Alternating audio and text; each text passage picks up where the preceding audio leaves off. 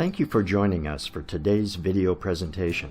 After this video teaching, Brenda and I invite you to visit our website, where you will find many free resources and our video archives of previous teachings.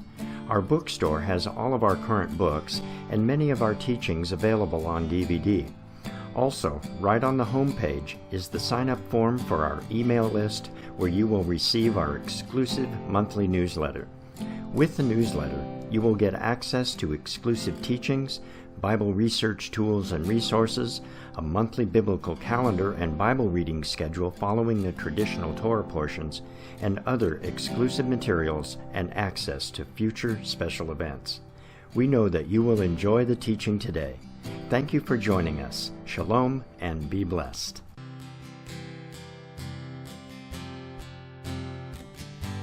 Near the end of Isaac's life, his plan was to bless his oldest son Esau and pass on to him the blessing and promise that God had made to Abraham. Isaac was getting older, and his eyesight deteriorated to the point where he could barely see. Look at Genesis 27, verse 1.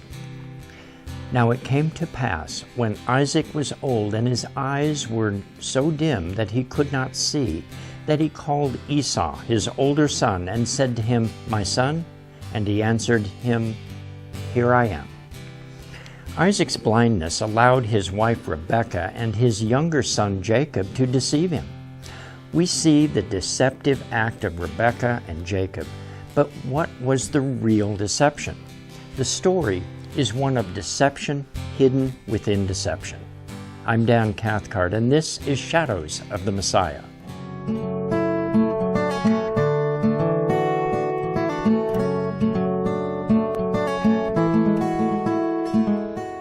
Isaac's blindness was more than just a physical blindness.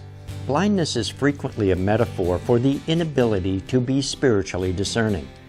God sent Isaiah to tell the people that they could not see nor hear because of their hardened hearts. Look at Isaiah 6, 9 through 10. And he said, "Go and tell this people, keep on hearing, but do not understand. Keep on seeing, but do not perceive. Make the heart of this people dull, and the ears heavy, and shut their eyes, lest they see with their eyes, and hear with their ears, and understand with their heart, and return and be healed." Yeshua characterized the Pharisees as blind teachers leading the blind. Look at Matthew 15, 12 through 14. Then his disciples came and said to him, "Do you know that the Pharisees were offended when they heard this saying?" But he answered and said, "Every plant which my heavenly Father has not planted will be uprooted. Let them alone. They are blind leaders of the blind, and if the blind lead the blind, both will fall into a ditch." Isaac was blind to the true character of Esau. Even from before the birth of Esau and Jacob, we learn that there is strife between the brothers. They struggle in the womb, leading Rebekah to seek God for the reason. Genesis 25, verse 23. And the Lord said to her, "Two nations are in your womb, two peoples shall be separated from your body. One people shall be stronger than the other, and the older shall serve the younger." Jacob and Esau would become two nations, and instead of being allies, they would be adversaries. Notice that God's message to Rebekah didn't say which nation would be stronger than the other, although we assume that since the older will serve the younger, it will be the younger that will be stronger. But a careful reading of this text reveals that neither one is singled out as the stronger. First Fruits of Zion, Volume 5 of the Torah Club explains it this way. The Jewish sage Rashi reads the Hebrew of the line to mean, "One kingdom will become stronger from the other kingdom," which he explained to mean that neither Esau nor Jacob will be simultaneously powerful. When one is strong, the other will be weak, and vice versa. As the story of Jacob and Esau unfolds, we learn that Esau is a skilled hunter, while Jacob is a mild man. Now, the English translation predisposes us to identify with the skill and accomplishments of Esau, while dismissing Jacob as weak and ineffectual. Now, this is not the case in the Hebrew language at all. Let's consider the case of Jacob first. The Hebrew word we translate as mild is the word tam, number 8535, meaning complete, upright, or perfect. This is the same word that is used to describe Job as perfect. Look at Job 1, verse 1. There was a man in the land of Uz, whose name was Job, and that man was perfect, that is tam, and upright, and one that feared God and turned away from evil. The use of the word tam was not as a physical description of Jacob. It was a description of his character. He was complete, perfect, and upright. So now let's turn to Esau. In English, we read that Esau is a skilled hunter. Is being described as a skilled hunter a good thing? Now, most of the kosher or clean animals that are designated for eating are domesticated animals, such as the sheep, the goat, or cattle. So there is less use of a skilled hunter. Now, God's ideal leader is described not as a hunter, but as a shepherd. Yeshua doesn't tell us that he is a mighty hunter. He tells us that he is a good shepherd. Look at John 10, 14 through 15. I am the good shepherd, and I know my sheep, and I am known by my own. As the Father knows me, even so I know the Father, and I lay down my life for my sheep. Now, in contrast, the first person we read about in the Bible that is a skilled hunter is Nimrod, Genesis 10, verses 8 through 9. Cush begat Nimrod, and he began to be a mighty one on the earth. He was a mighty hunter before the Lord. Therefore it is said, like Nimrod, the mighty hunter before the Lord. Nimrod is the founder of Babel, better known as Babylon. He was the first empire builder, beginning his empire at Babylon. The Brown Driver Briggs Dictionary tells us that the name Nimrod, number 5248, means rebellion or valiant. He was the leader who built the Tower of Babel, rebelling against God. Now, the word before in the phrase before the Lord in this passage is the word panim, meaning face. The phrase could be thought of as something positive done in the presence of God, or it could be something negative done in the face of the Lord. Now, based on Nimrod's character, this would be more likely be Nimrod acting in the face of God. So Esau being described as a skillful hunter is not necessarily a positive trait. Now, as we read further, we learn that Isaac loved Esau because he liked the fresh meat that Esau brought him. Look at Genesis 25:28. And Isaac loved Esau because he ate of his game, but Rebekah loved Jacob. This would be an easy thing to believe, that Isaac preferred the fresh game that Esau hunted over the meat from the sheep and the goats of their flock. But when we look at the literal translation of this verse, we see something entirely different. The literal translation is that Isaac loved Esau because hunting or the chase was in his mouth. Again, quoting First Fruits of Zion, Torah Club, Volume 5. The Midrash Rabbah understands this to mean something other than just wild game. The Midrash suggests that hunting in his mouth should be understood as Esau's deceit of Isaac. In other words, Esau used words to deceive Isaac, saying what Isaac wanted to hear, filling his ears with flattery. But Rebekah wasn't fooled by Esau's flattering words. She saw him as he was and loved Jacob. Is this consistent with what we know about Esau from his other actions? The Bible describes an incident between Jacob and Esau, where Esau sells his birthright to Jacob.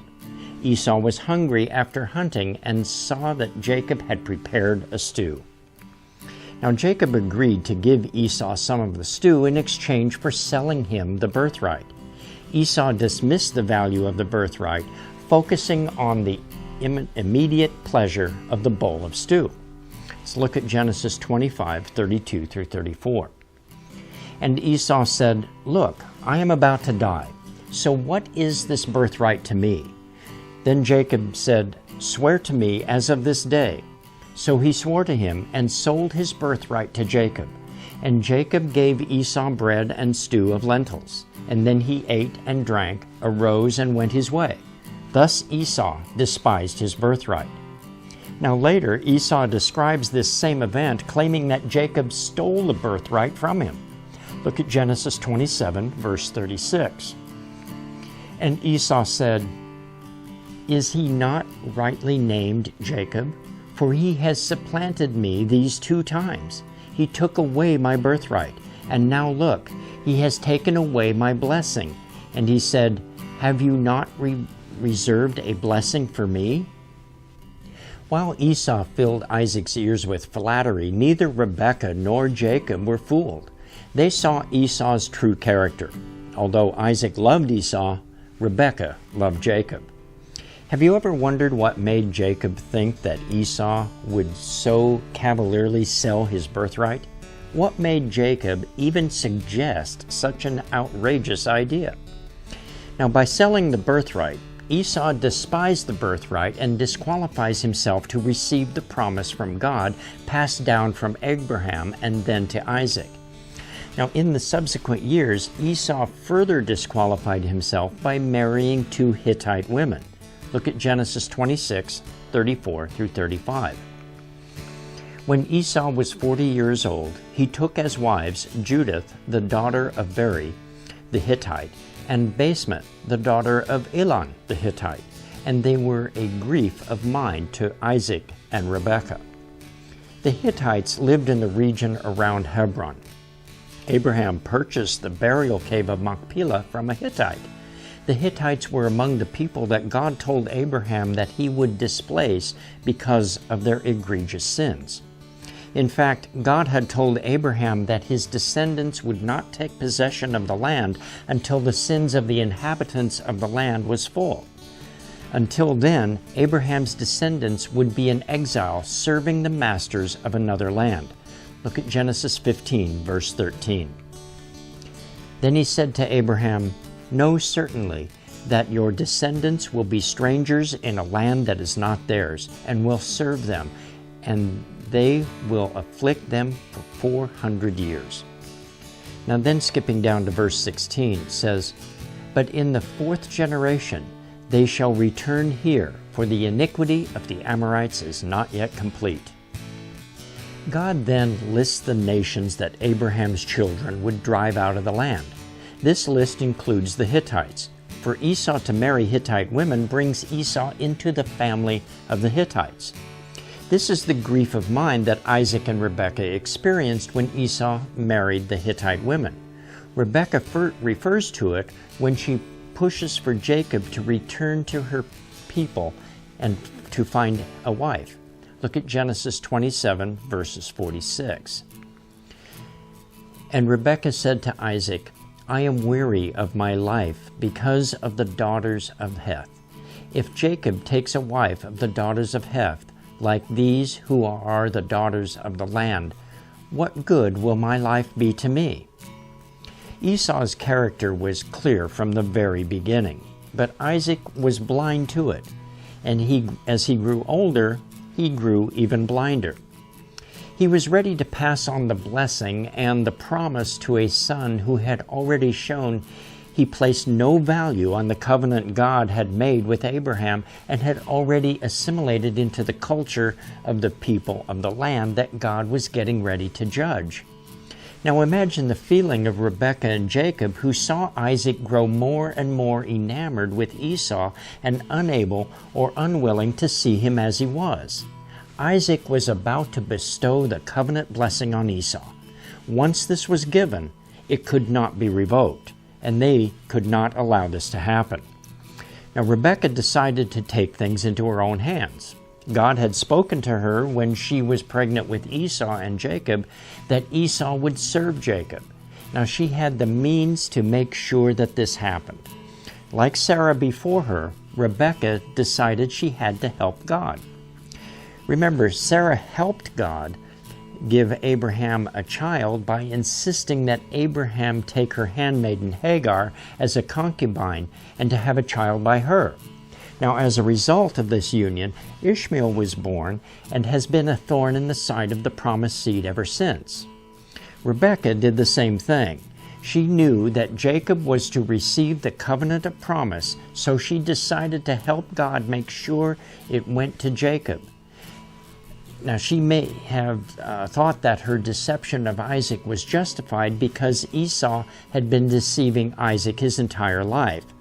We know that she was watching Esau's interactions with Isaac very closely. Look at Genesis 27, verses 6 through 8. So Rebekah spoke to Jacob, her son, saying, "Indeed, I heard your father speak to Esau, your brother, saying, 'Bring me game and make savory food for me, that I may eat it and bless you in the presence of the Lord before my death. Now therefore, my son, obey my voice according to what I command you.'" What we don't read is that Rebekah sought out God's counsel as she had done when she was pregnant with Esau and Jacob. She apparently didn't believe that God could prevent Isaac from bestowing the covenant of promise on Esau. When the children of Israel were just about to enter the promised land, they were opposed by Balak, the king of Midian. He called on Balaam to curse Israel, but every time Balaam tried to curse Israel, blessings came out of his mouth instead. Look at Numbers 23, 11 through 12. Then Balak said to Balaam, "What have you done to me? I took you to curse my enemies, and look, you have blessed them bountifully." So he answered and said, "Must I not take heed to speak what the Lord has put in my mouth?" If Rebekah had sought God's direction, God may have provided another way for the blessing to come to Jacob. Even if it was Isaac's intent to bless Esau and pass on to him the covenant of promise, God could have changed his words even as he spoke. Instead, Rebekah stepped in, instituting another layer of deception, that of a concealed identity. Now, this deception would haunt Jacob throughout his entire life. Jacob would be deceived first by Laban about the identity of his wife, and then by his sons about the supposed death of Joseph. Joseph would conceal his identity from his brothers when they went into Egypt to buy grain during a famine. And finally, Messiah's identity would be hidden from those without faith. Yeshua's identity was revealed only to those to whom God chose to reveal it. Look at John 17, verse 6.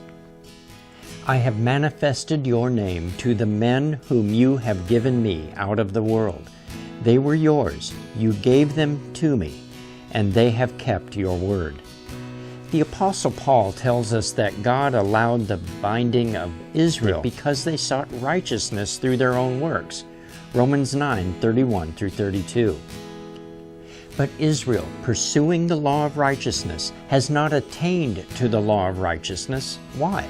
Because they did not seek it by faith, but as it were, by the works of the law, for they stumbled at that stumbling stone. Paul continues the argument in Romans 11, 7 through 8. What then? Israel has not obtained what it seeks, but the elect have obtained it, and the rest were blinded, just as it is written, "God has given them a spirit of stupor, eyes that they should not see, and ears that they should not hear, to this very day." What then can we learn from the blindness of Isaac and the hasty actions of Rebekah? We need to seek God before we act, even if it is to attain a goal that God has already revealed to us. We need to be spiritually discerning, seeking out God's will. We need to keep our eyes on God and not on the world and its values.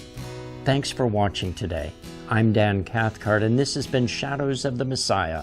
Shalom, and be blessed.